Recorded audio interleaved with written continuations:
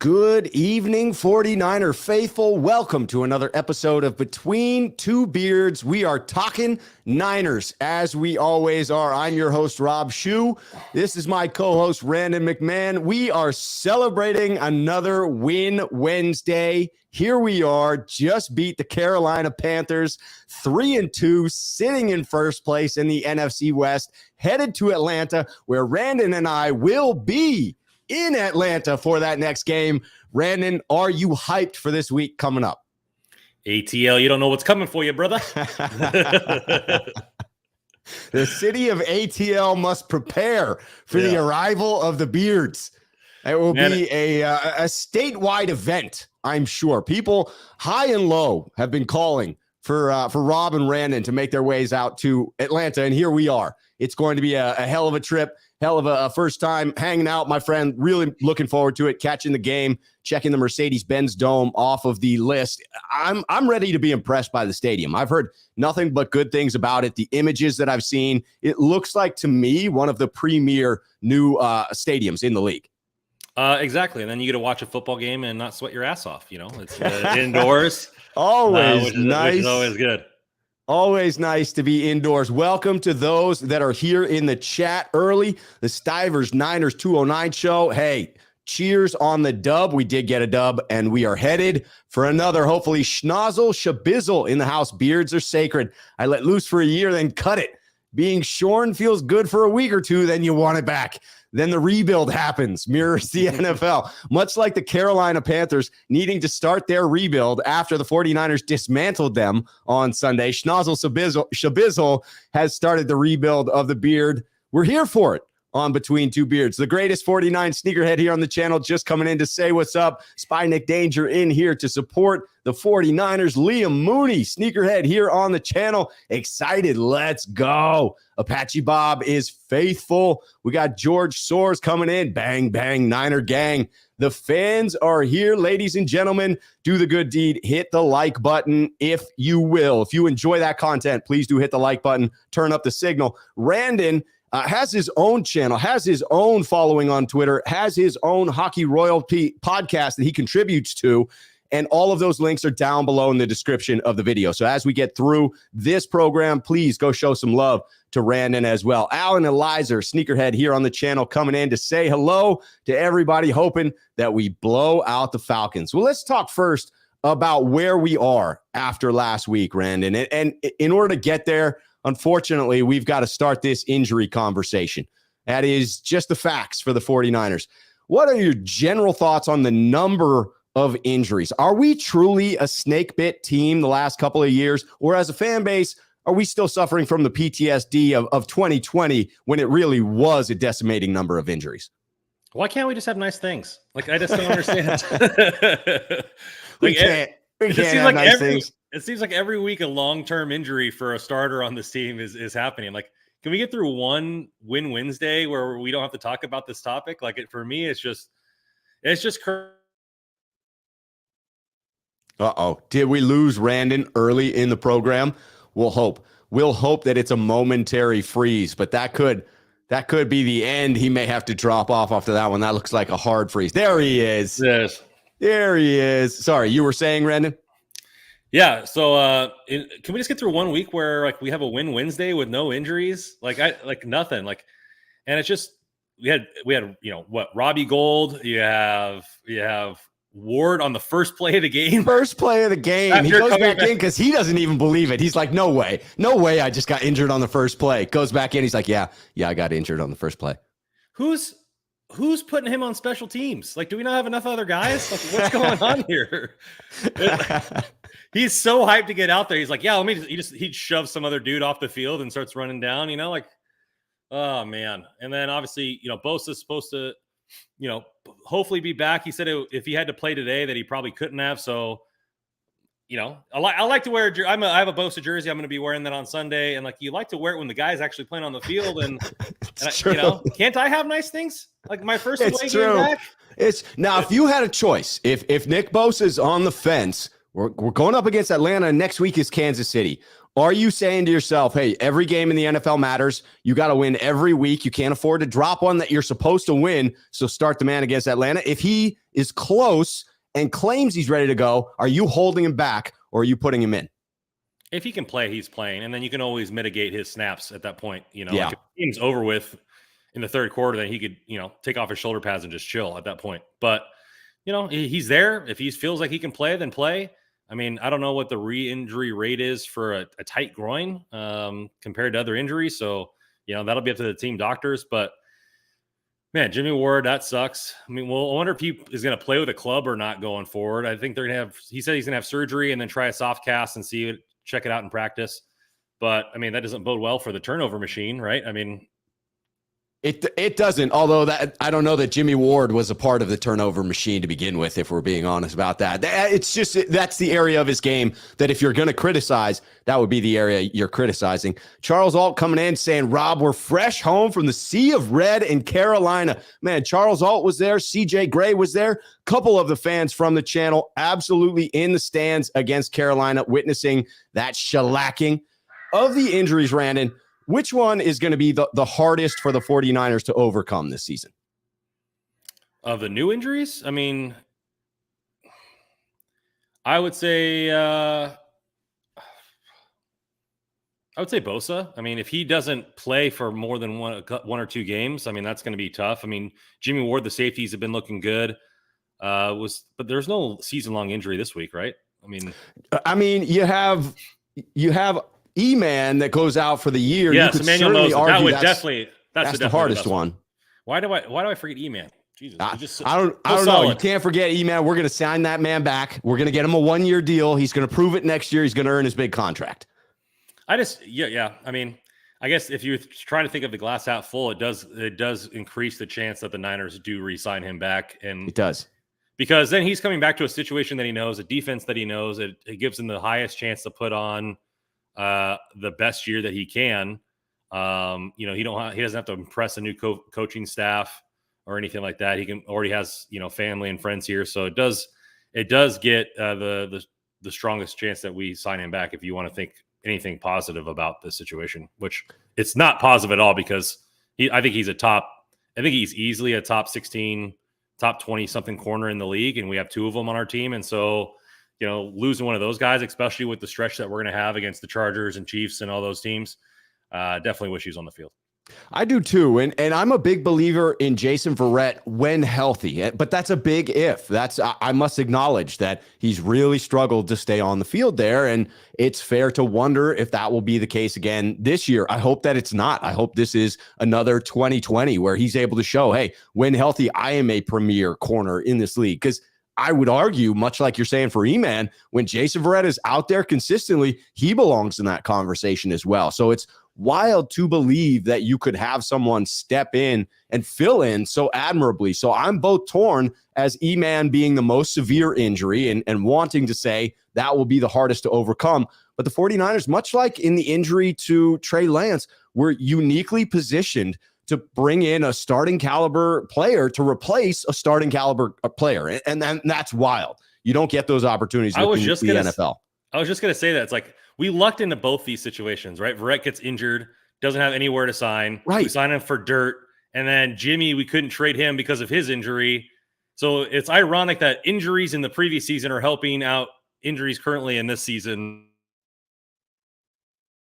It really is going to help us out. Sorry, you froze just a little bit right there at the end. NYCE 1030 says, Rob Schuh, can't wait for Sunday. I will be in the building, and the Niner gang is deep in the ATL. Hey, NYCE 1030, keep an eye out for these two bearded faces because we are going to be there as well. And if you do see us, we fully expect that you come up and harass us and give us some 49er faithful recognition, some love, a little bit of camaraderie, because that's what I'm all about. Game day. Sean 951 Niner Sneakerhead here on the channel coming in. Bang, bang, Niner gang.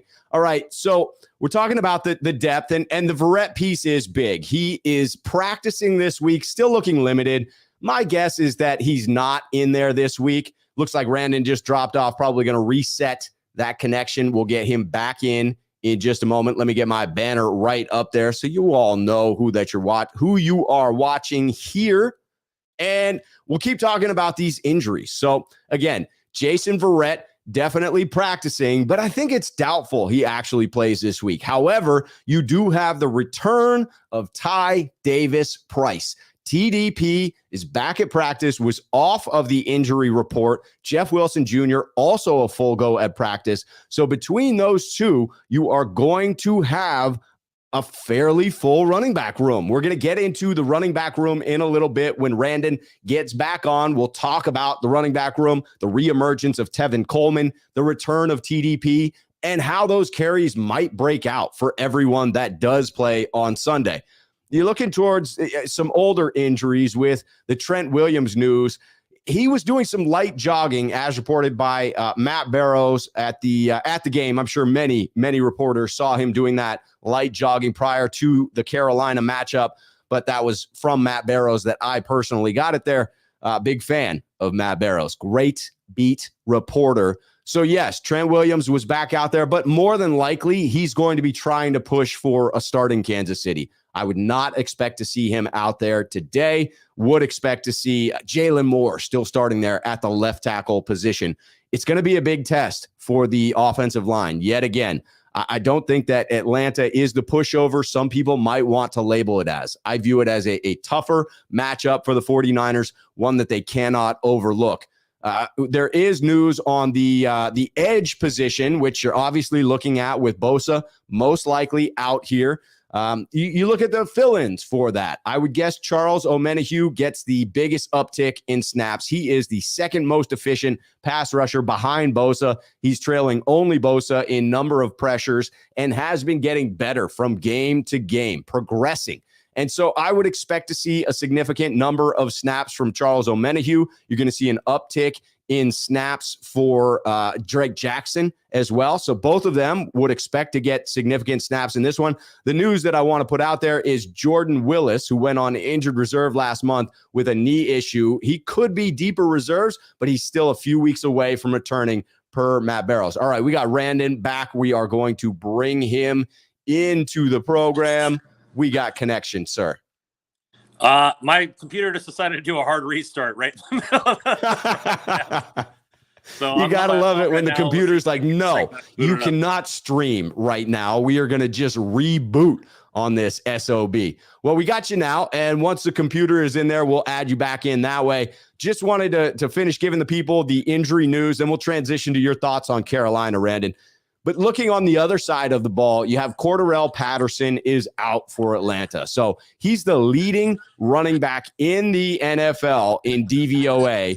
Big time advantage for Atlanta. He is out this week. So that's a big boon for the 49ers defense, who otherwise would have their hands full. All right, want to look at those comments just to see. Beast Mode Gaming asking Rob, any news on Robbie Gould? I have not. Although not seen any news of the Niners signing a kicker yet. That will be the They did try out kickers today, though. They have had the kicker tryouts. Nobody's been signed yet. My guess is that's going to be the tell. As they'll lock in on one of those kickers. They'll assume that player is going to be available, and then they'll probably sign him closer to the game. And that will be the tell of whether Robbie Gould is going to be out there. Chaz coming in. Rob, would you agree that injured vets, even if ready, should wait until grass to get back on the field? Jason Verrett and Bosa in particular. This is an interesting question because the 49ers are now back-to-back on turf. Do you think that there's something to that? Should the 49ers keep some of these injured players out until we're back on natural grass? I mean, if they're ready, you play them. I mean, I know the injury risk is higher, but I think Atlanta, even though they're supposed to be a bottom feeder in this league, they've surprised some people. Like, to pull somebody out if they're 100% doesn't make sense to me. Now, if they're not 100%, then sure, like you can judge that at that point. But if they're like, yeah, I'm 100%, I'm ready to play, you play them. Like, I know the injury risk is higher, but if you're playing for the risk of injury instead of trying to win the game, then that's when you lose, when you're playing it too safe. That is absolutely the case. And I would say that for me, I'm shutting down Bosa because of the re-injury rate, the re-aggravation rate on something like a groin. I'm not doing it because of turf. To me, it's, hey, you cannot afford to lose Bosa for multiple games. The next matchup is significantly more important against Kansas City. I'm shutting him down, but not because of the turf issue. I do agree with you. If you're ready to go, you play. Sean 951 Niners. I hadn't seen this. So Sean reporting, Rob, yes, they did sign a kicker to the practice squad. So he'll be bumped up to our active kicker on Sunday if they rule Robbie Gould out. So again, something to look for. That'll happen on Saturday if they do promote someone from the practice squad. All right, I'm going to switch your connection there, Randon. Does that sound about right? Let's do it. All right, we got Randon back on the main screen. That's the way we roll. Quick transitions. Okay, let's get back into the topic at hand here. Let's go on to thoughts on Carolina here. I got a couple of buy or sell segments for you, Randon. Oh, Are you buying or are you selling the fact that that was a statement win for the 49ers? A statement win for the offense that they're not anemic, I would say. Like they're just that. Like it has been real bad. Like it has. But I guess for the full team, right? You had a defensive touchdown. Yeah, pick six. Another defensive, back-to-back touchdowns, I think, and then you had a stop that led to a touchdown, which you can credit to the defense, given that short field and stuff like that. So, yeah, I think it's a pretty statement win. I mean, Carolina is not the team, but the defense for Carolina isn't bad. Like I know they've lost a lot of games, but because their offense can't move. And we handled them pretty well as far as on the offensive side of the football. If Jimmy, continues not to make no mistakes and our defense plays the way we've been playing, like there's no team in the league that can beat us at that point, right? I mean, we have good chances against everybody, and that's always been the issue is if Jimmy doesn't do this, then the defense and running game can thrive, and that's been the identity of the Niners. Interesting fun fact. I know if he goes to Atlanta and doesn't have a turnover in Atlanta, it'll be the first time ever he'll have 3 games in a row without a turnover. Whoa. It would also be, if we win in Atlanta, the first time, I believe, in the Kyle Shanahan era that he will be above 500 as a coach. And so there's a lot on the line in this game, right? It is must win. That's must win football right there. And Jimmy needs to have a turnover-free day. I like what Randall Riley here is saying, sneakerhead here on the channel. Panthers have a good defense, so pretty good win. If I'm buying or selling, that was a statement win, I'm buying it. It's not a heavy buy for me. I'm not leveraging the farm in order to bet heavy on this one. But it's a buy. That was a statement win. To your point, Randon, I do believe more so from the offensive side of the ball. But on the defensive side of the ball, it was, hey, we can fight through these injuries that even with several starters out along the line, even though Jimmy Ward was not able to make it back into the lineup, we are going to be a stout defense throughout. We will persevere. It said to me that this is a team to be taken seriously. I'm not going to overreact to the win. I do appreciate the fact that it was the Carolina Panthers, and they are now being dismantled because of the fact that they were unable to get the wheels headed down the tracks this season. But it's still a team in the NFL, and I still believe that the difference between the best team and the worst team is not quite as much as people want to make it out to be. So a big-time win like this one is a statement, not a huge statement, but a statement of sorts. I mean, when we're averaging less than 14 points per game in the offense, and you throw up with like 37. Granted that you could, like I said, give the defense 14 of those. That's still a lot. I mean, the offense did score on that other turnover or whatever, but I mean, it's huge to have that, even against a tough defense there. I really think that the team needs to turn the corner because what do we say? Starting the season, I'd be happy with 4-2. That's right. And if we're 4-2, doesn't really matter how you got there. It doesn't. As that you're there. It's right? time for happiness. Yeah. it's time for smiles because that's what you wanted, 4-2. And here we are headed there with a win. By the way, CJ Gray in the chat was there in Carolina saying seeing that thing live was awesome. Quesadilla Thrilla, appreciate you doing the good deed of reminding people to sack the like button like Nick Bosa is going to sack Marcus Mariota if he is out there on Sunday. All right, so in continuing along with looking at Carolina, that game, yes, we both sort of agree that it was a statement. Here's the second buy or sell category. This is a buy or sell. Carolina is so bad that the win doesn't mean much. Sell. I mean, again, a win's a win. Like it all matters.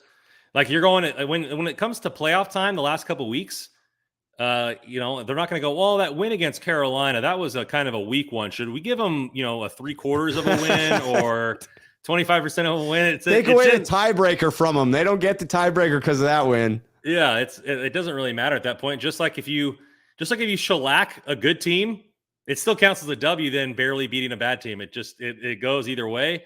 And so, like, I don't like to get too high or too low on anything throughout the season. It really tries to be, at least in the beginning part of the year.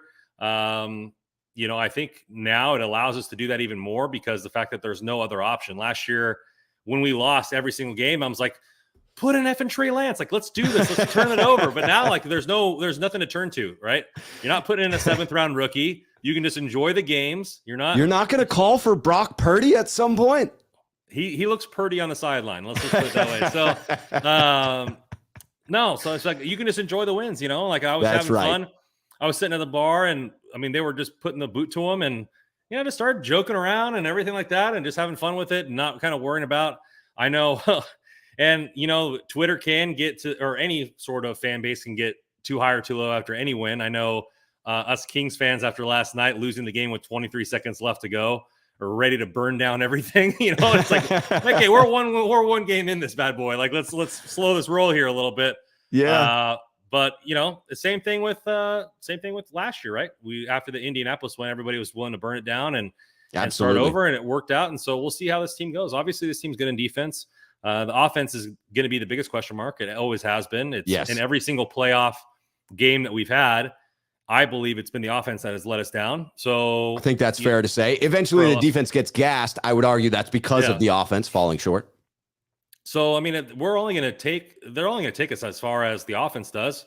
Outside of any more huge injuries, knock on wood, but the defense is stellar. So let me ask you this about the offense, because this has come up a bunch. And by the way, I like what Bomber T is saying here. No way. The Chiefs will be a statement. I do agree. That's a better measuring stick. When we play the Chiefs, I'll be watching closely. But Pete Gorman coming in, and this is a common question because Carolina is widely assumed to be a fire sale, right? You got a new regime coming in, some overpriced players, got a clean house, get some picks back, rebuild for the new coaching staff. Pete Gorman says, what would Carolina ask for in a trade for Christian McCaffrey? So first question becomes, do you have any interest in the 49ers acquiring Christian McCaffrey, even if you take the compensation required out of it? Second one being, do you have a gut feeling of what that compensation would be? The Niners obviously missing their first round pick in the upcoming draft.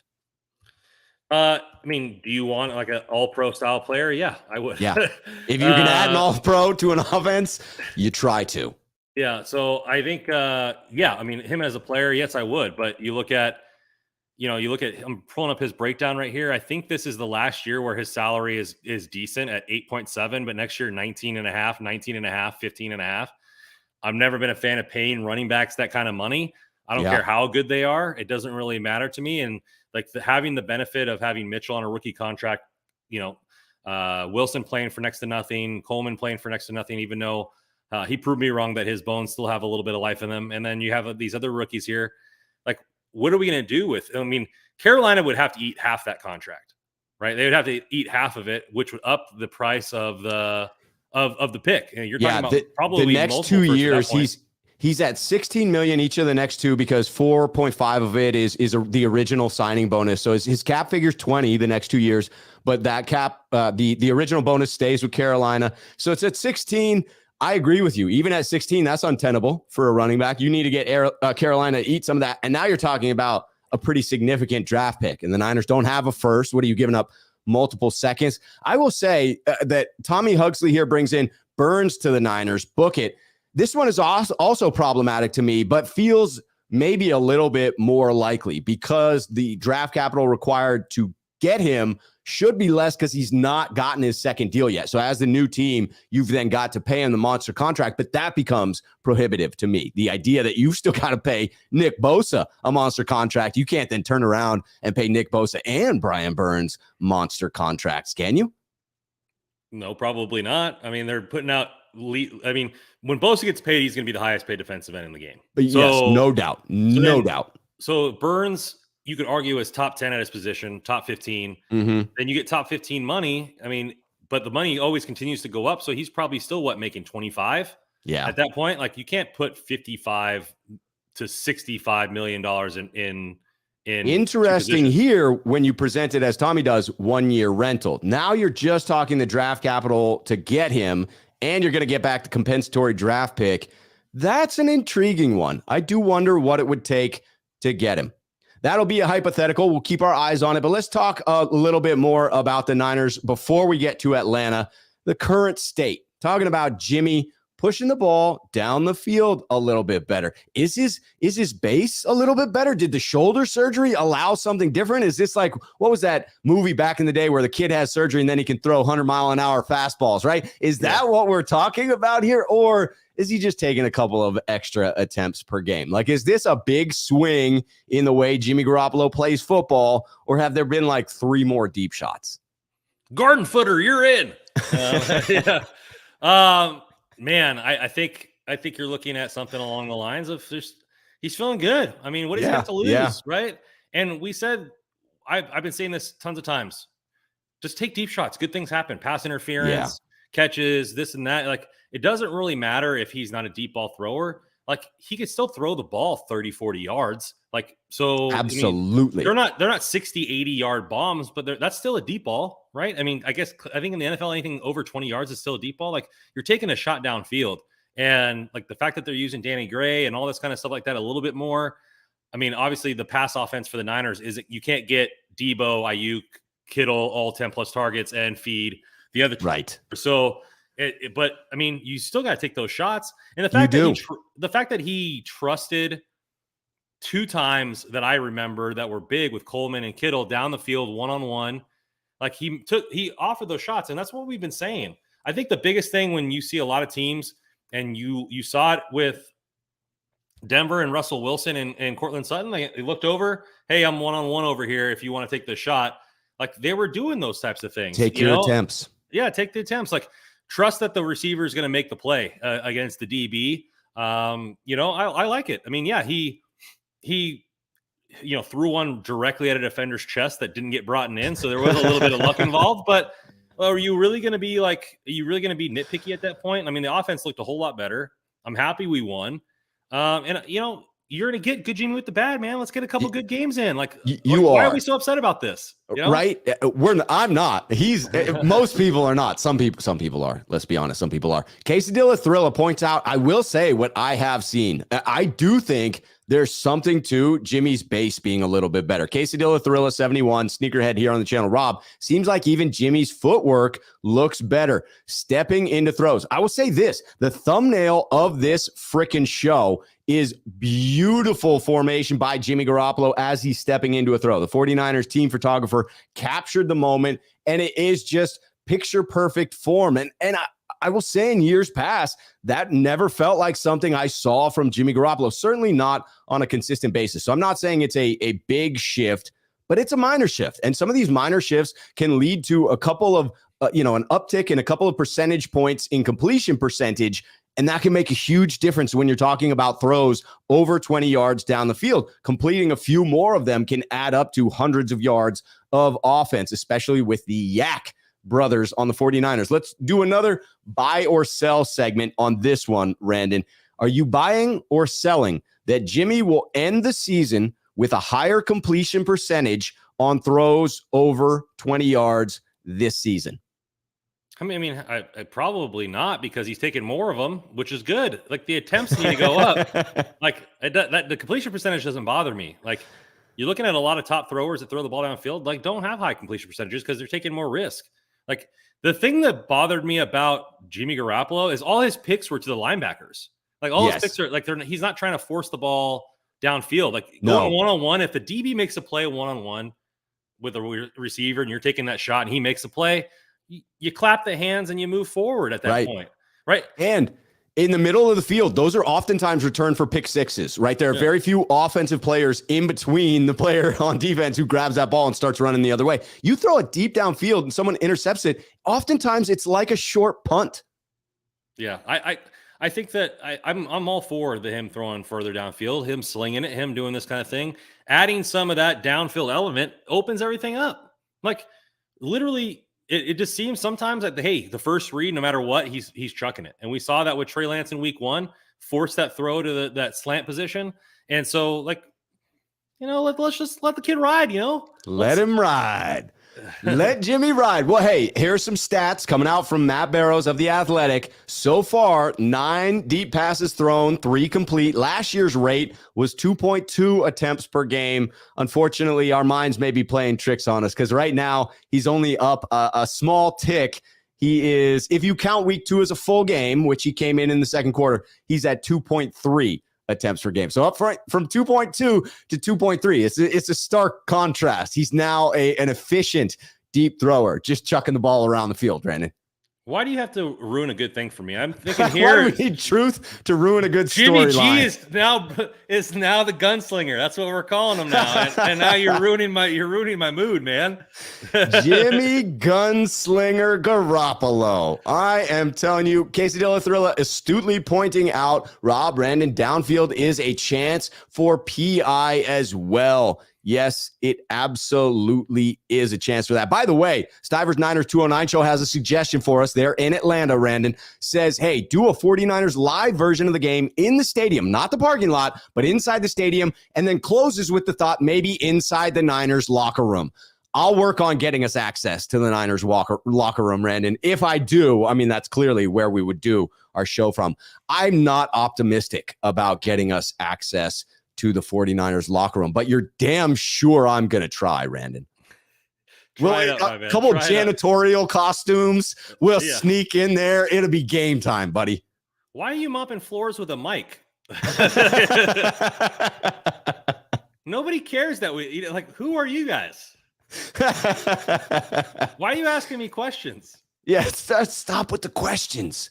All right, let's talk a little bit about the other side of the offense, not the pass game, but the run game, because we got the return of Ty Davis Price this week. He is no longer on the injury report as of today, practiced in full. That would seem to be an indication that dude is ready to get back out there.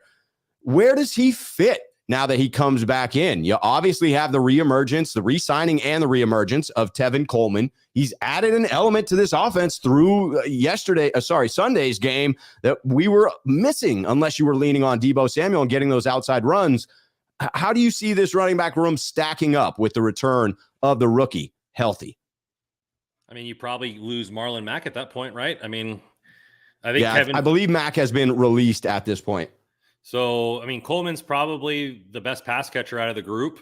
And so, I would assume Wilson gets most of the carries. You have a lot of Coleman on third down, and TDP will get 3 or 4 to 5 opportunities, unless he truly believes that it's a 50-50 split. I mean, we talked about it. We don't know if the 50-50 split was because he wanted to see what the kid had, or he already feels the kid has it and deserves that opportunity. So, we'll see him as far as that is concerned, I think. But I mean, Wilson's top 10 in the league in rushing yards, I think, right now. So I don't know if he's even better than that. He's doing well. So why take the hot hand, right? So yeah, right. But I mean, I fully expect him to suit up. I don't think he's going to be a healthy scratch. No, nor I. I would assume that Jordan Mason is the healthy scratch in this one. And if not, that he's only active as a special teams contributor. We had both Tommy Hugsley and Potabo Hammer coming in to let us know, yes, Mack is already gone. I had seen that Mack was released, but JG1 pointing out he's been re-signed to the practice squad today. You can't let a guy like Marlon Mack go when you know the 49ers historically have gotten dinged up in the running back room. You would assume that will continue to be an issue. Running backs are notoriously taking a lot of shots, a lot of contact. When you look at Tevin Coleman returning to the 49ers, the fact that, as you stated, he has been the best pass catcher on the team, certainly shined in that role against Carolina. Does his ability to catch passes and his speed around the edge, do you think that he provides something the Niners were missing prior to re-signing Tevin Coleman? I didn't know you could run after being in the grave, man. Like, if the Jets cut you, the Jets cut you. Although they do now, Breece Hall's and Michael. Breece Hall's balling. Yeah, so I don't know, man. I think the fact that it's showing a little resurgence, but he always seems to eat against Carolina. So is this like a one-game hype up? Is this real life? I guess it remains to be seen. I mean, I'm fine with Coleman right now. I mean, it seems to be working. I mean, whatever gets us W's at this point. I really don't have any astute observation for this, just because he seems to throw anybody out there that he wants to, and they're somewhat successful most of the time, right? I mean, even Trey Sermon, who was got off on the preseason, had a couple had one, I think over 100-yard game or close to it. So I don't know, man. I think it just keep going what he wants to do. If he decides to go 50-50 split, if he decides to just have TDP, sitting there grabbing his helmet on the sideline, whatever gets his W's at that point. I really don't have a horse in the race, as they say. No horse in the race. Randall Riley says Tevin Coleman on that Tom Brady diet, coming back from the dead. It's all the avocados that he eats. It's just avocado mayhem in both of their households. No, I have no idea what Tom Brady or Tevin Coleman are eating, but I should probably get on that diet myself. I need to extend my own livelihood, Randon. It's important that I be able to continue along this path of podcasting so that the people can get their good content. It's clear to me that whoever gets the snaps is trusted by Kyle, and it's a clear illustration of whom he does and does not trust by how those snaps are divvied up. Clearly seems like the rookie in Jordan Mason, for whatever reason, has not earned it. So if you look at the 4 players that are possibly going to be active, 3 being most likely, where you have Jeff Wilson Jr., Tevin Coleman, the return of Ty Davis-Price, and Jordan Mason, if you are ranking them in order of how much Kyle Shanahan trusts each one of them, are you going scratch? Is it just that way? Does it follow the depth chart? Is Jeff Wilson Jr. the most trusted option, followed by the resurging Tevin Coleman, then the rookie, and then the undrafted rookie? You'd have to think so. I mean, there's really no other way to put it. I mean, if Jordan Mason could pass block, then he'd be in there, because he's obviously good as a runner. And then I saw the what was it, the Peyton Manning skit of the Shanahan playbook for Monday night, and it was like a freaking paragraph for one play. Like, you're a first-year player. Like, okay, do I block on this play, or am I even in this play? Right. Like, what is that even English? So, like, I mean, you gotta see it. And Ty Davis-Price is still a first-year rookie, so a lot of the mental mistakes, as they say, coaches can deal with the physical mistakes, but the mental mistakes are the big ones. And I think he trusts Jeff Wilson and Coleman to know the playbook, to understand what's going on, and at least be in the right spot. Whether they're good or bad at that spot, it seems to be good last game. Whether they got anything left in the tank is a whole nother question, but they know where to be. Exactly. Sometimes that's half the battle. It truly is. If you're not in the right spot, it doesn't matter how well you're playing. I think that's true, that those are the 2 trusted individuals. And of the other 2, I think Sacktown Izzy is right on it. Shanny trusts TDP more than JP Mason because of the blocking ability. TDP coming out of college, that was going to be a strength. That should be what allowed him to contribute early on, was he was an astute pass blocker. Harold coming in to let us know I'm eating avocados right now. There will be a shortage, by the way. Saw it on the news due to bad crops, bad season, lack of water. That explains Tom Brady's struggles. There's a shortage of avocados. The man can't complete his TB12 diet, and thus he's not quite up to snuff at this point in the season. I hope it's a severe avocado shortage and he really falls off. He needs to go back to eating souls of opposing fans, because he's been doing it forever. Eating the souls of the opposing fans. All right, well, let's transition. I think we've covered the running back room. We're in alignment on how we see who is most trusted, who's probably going to get the most carries. Let's just call it one last time. Are you saying Sunday, if you got a bet on it, do 80% of the touches go to one back, or is it closer to a 50-50 split in carries? 80 in carries, it's going to be 80-20. I think Jeff Wilson. I think the same. Jeff Wilson Jr. all day, every day. All right. Grady Jarrett, an outstanding interior pass rusher whom the 49ers have had difficulty against in the past, specifically in 2019. And let's be honest, the 49ers have struggled under Kyle Shanahan when they do face stout interior rushers. The Tampa Bay Bucks present a problem in that regard. The Rams are always a challenge, although somehow Brunskill steps up to superhuman strength in most of those matchups, save for the one wherein we were manhandled by Donald. But then you look at Kansas City, where we'll be coming up soon, Philadelphia. There are some very ferocious interior pass rushers. Grady Jarrett is one of them. And now we have a new interior offensive line. So this isn't the same old, really, really talented interior rusher against the same O-line. No, now we have a new line on the interior. So a new test altogether. Are you optimistic that the two young gentlemen and the journeyman center are going to be able to hold it down against Grady Jarrett in Atlanta? I think so. I mean, you look at the only reason Aaron Donald was effective in the Rams game this year was a missed assignment by Burford. So mental mistakes would be the only reason that I think that Grady Jarrett would have a great game. Now, obviously, he's a good player and can beat guys one-on-one, but generally in the interior offensive line, you're not one-on-one with somebody. So, I think, yeah, good players always eat their own a little bit. I mean, he's going to have some good plays, but I think the offensive line is going to hold up, barring any, big mental mistakes that we saw, like Burford completely blowing the assignment. Another good test for Jimmy Garoppolo, who his quick release absolutely does benefit him when it comes to interior pressure. But I will say, when there's pressure right in his face, that tends to be when I've observed him making those most boneheaded plays. When a defender is bearing down on him, he gets that sensation where he's like, I'm just going to sling it. I'm just going to throw it. And he throws it right to a linebacker at that time.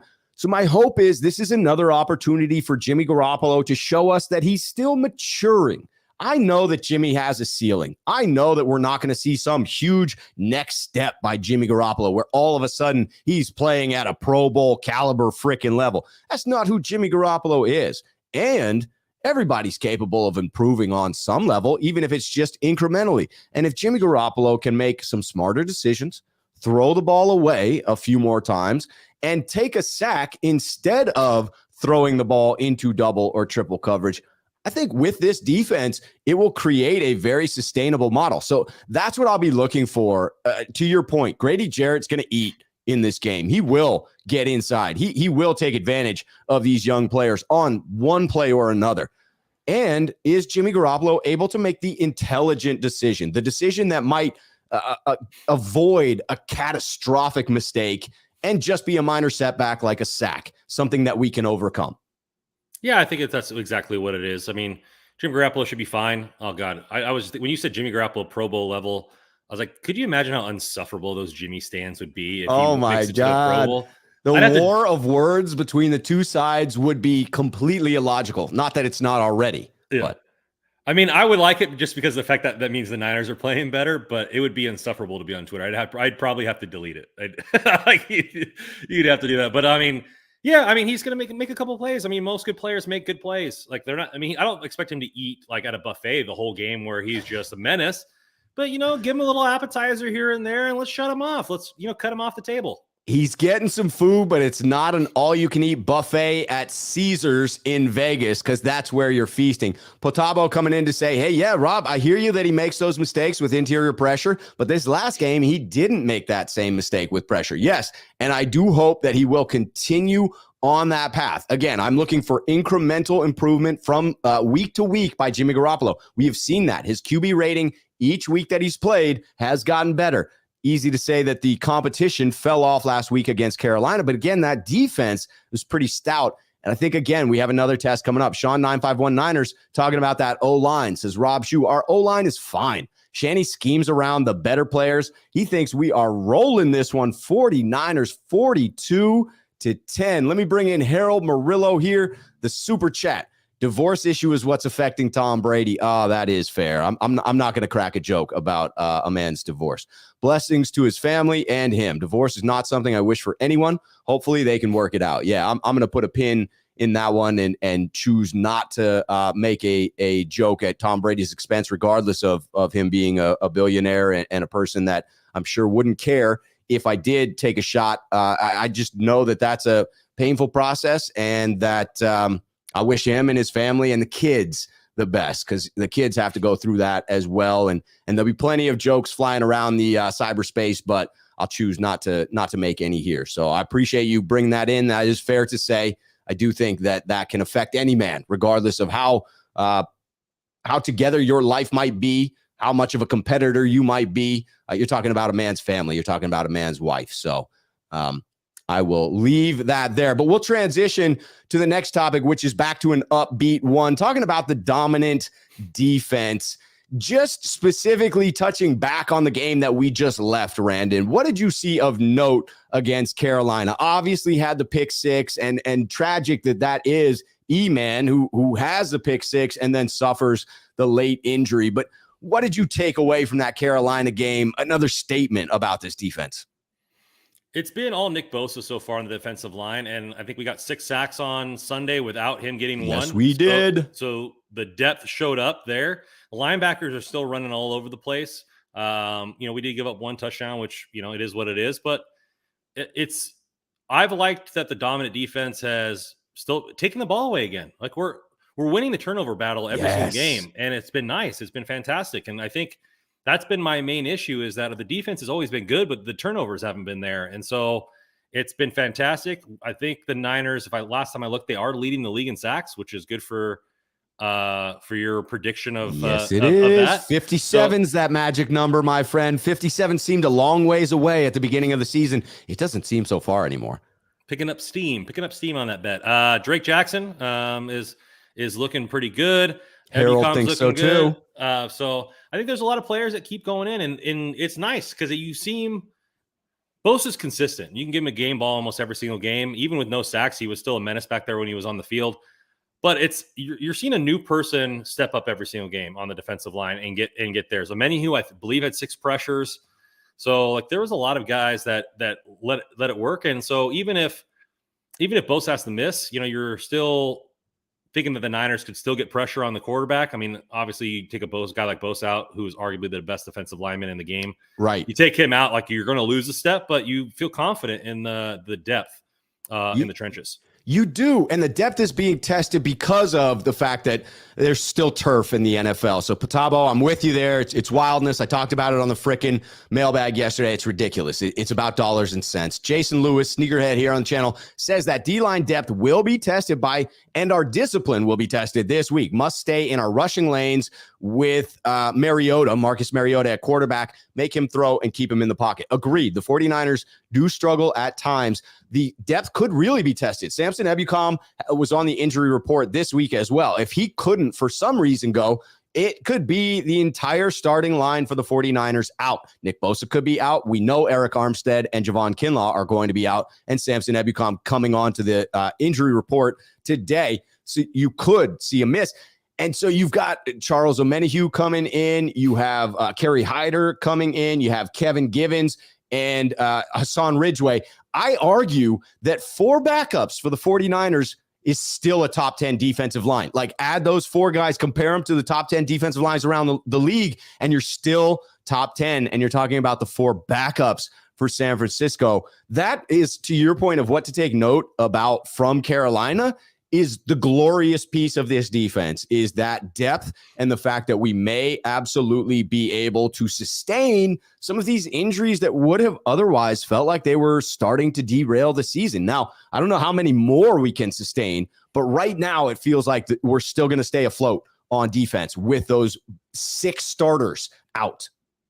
Yeah, I think so too. I think you're looking at it there. And then I think Charvarius Ward is just continuing to just show why he's one of the top corners in the league. I like his interview afterwards. He goes, I wish they would keep targeting me so that way I can come up with some of these in picks. It's a little boring not getting thrown at, and so I think that he's just continuing being worth the money. The Hufanga is always in the backfield. Yes. And so it's just nice. It's just nice to have that dominant defense. Obviously, you want everybody to get healthy, but if any team can weather the storm for 1 more week or 2 more weeks, it can be the Niners on the defensive side of the football. I absolutely agree. I mean, we will get reserves back against KC. I think many players are targeting their return against Kansas City because of the nature of that game and just how big it will be on a national stage. Eyes will be on the 49ers when they play Kansas City. And it will be a true test of this team. And this defense wants to handle that test and make a statement to the league about just how special they are, because there's already chatter about how special it is. John B. Sneakerhead here on the channel says, Rob, I'm late to the party since I'm flying into LA in the morning, but who do you put outside this week with Mosley on IR, Womack or Diamador Lenore? Jason Verrett will probably be another week or two out, I would guess. By the way, that's a good reminder. If you're late to the program, do us that favor. Hit that like button, send our signal to the moon, and go below into the description of the video where you will find links to follow and subscribe to Randon and find his Hockey Royalty podcast as well, so you can listen to his insights on the Kings and other teams within the National Hockey League. So talking about this question here from John B., I agree with the latter half of the statement. I do not think Jason Verrett is going to be ready this week, probably a week or two out as he prepares to play. When you look at predicting the cornerback rotation, obviously you have Womack, Diamador Lenore, Ambry Thomas, Jason Verrett, who I think it's fair to say probably doesn't play this week, and then Dante Johnson, who is on the practice squad. You know the Barnacle could get elevated at any moment. How do you see that rotation being? Do you agree with John B. that most likely it's going to be Womack or maybe Lenore coming out of the slot? What would you do if you were Kyle Shanahan or D'Amico Ryans? I think that they've been playing Womack more on the outside to spell when a guy here and there. So I think he probably gets the nod there. I still think you're going to see an influx of Ambry Thomas in this game. You know, I do too. And he'll come in and spell some people. So I really think it's just going to be kind of a flowing nature there. Luckily for the 49ers, you can literally put Ward on Drake London. Is his name first name Drake as well? Drake Jackson? No. Oh, yeah. Drake London. Yeah, the wide receiver. Yes, it is. It is. And he's a rookie, so that's a matchup there. And really, then you just have Kyle Pitts, which he hasn't been that impressive this year. He is a specimen, but then you're really only worrying about one guy in the passing game for the Falcons. You know, I fully think Ward can shut down the young kid. And so then you're leaving them one-dimensional. I do like their running backs, Aljair and Huntley. I think they have a little bit of juice. I don't think it's going to be enough to dominate the Niners or anything like that, but they are somebody to look out for. But I would keep Verrett out. Even if he's 100%, it wouldn't mean. I don't think we need him against the Falcons. I agree, and I'm with Randall Riley here, yelling it. Keep Verrett off of that frickin' field and get him home to grass. Don't start him out on frickin' turf. And it is important to say, someone is out in this game. I want to say Pitts. Yeah. Pitts is out. Tommy's with me on that one. Avatar may have just missed the Pitts is not. But yeah, Pitts is out in this one. So that's a big loss. I didn't know they ruled him out already. So. Avatar saying yes. No, it's not Pitts that I'm thinking of. It's Cordarrelle Patterson. Hold on. I'm going to look up Pitts. I think that it's just Cordarrelle Patterson. I believe that Pitts may be playing. He returned to practice today. So Pitts in, Cordarrelle Patterson being out. Sorry for any confusion there. Did not mean to insinuate something that is not happening there. Got to know. Randall Riley says, I know. I have a sorry butt on my fantasy team. Hey, I've got some players that are not quite carrying their weight yet in fantasy. It's too early to bail on some of them, but it's also the right time to make some big trades for players if you think so. I like what you're saying there at cornerback. I think it is Womack that gets it, but I agree that Ambry Thomas is going to see some time there. The Niners are not going to be prepared to give up on someone who showed so much early on in his career last year, much like in bringing in Daniel Brunskill in rotation in the last game to get him snaps, to get him practice. I think you try and weave in Ambry Thomas in that same way so that he's getting live snaps, getting his confidence back, because it felt like that's what went wrong for the kid. It wasn't a physical issue. He just was playing as if he was lost, as if he didn't know where he was supposed to be. And the year prior, it seemed to be the opposite, that he was super confident being out there, and that confidence boded well for the way in which he played a physical brand.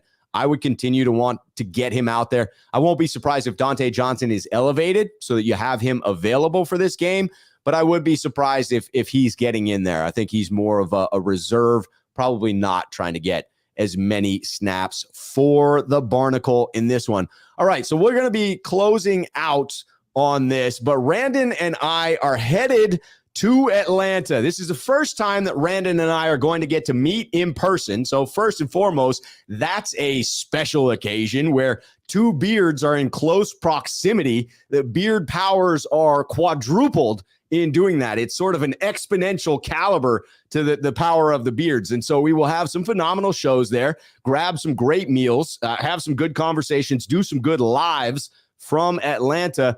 First and foremost, I'm very much looking forward to it. But how do you see this game shaking out? Do you expect the defense to be dominant against Atlanta? And do you believe that we will handle this one readily? Yeah, I think the fact that our defense is just going to kind of take its toll on their offense. I think the fact that now that we have two beards there, your jinx power is going to be nullified. So I think we're going to be just fine there. No, I think it's going to be Atlanta has surprised some teams with their play this season. Mariota is not, a complete, loser when it comes to the quarterback position, but I just think the defense is too strong. I think Carolina has a better overall offensive talent on their team, and we made them look sorry. So, I think the defense will handle it. I think our offense I wonder, is it Terrell or Terrell, their corner? I get confused with that. I know Terrell Owens and Terrell Davis. Those are the only ones I know definitively.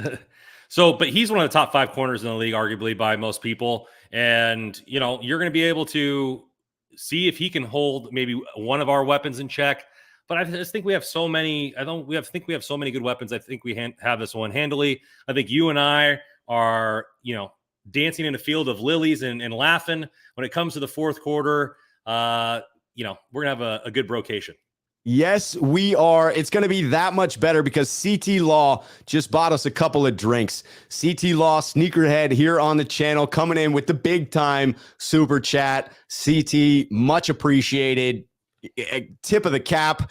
Cheers of the mug to you. There will be beverages had on your dime, and that is fantastic. Extremely generous of you. Thank you ever so much. CT Law coming in to say, have a drink on me and Jimmy. LOL. Hey, thank you to you, CT Law, and thank you to Jimmy. And hopefully Jimmy will be making those celebratory drinks because we want to have what Randon is describing there, a 49ers victory, one that leaves us debating where we're going to go eat after the game during the middle of the fourth quarter because the game is so out of hand that we can discuss finer things like food and beverages to be had. So thank you for that, CT Law.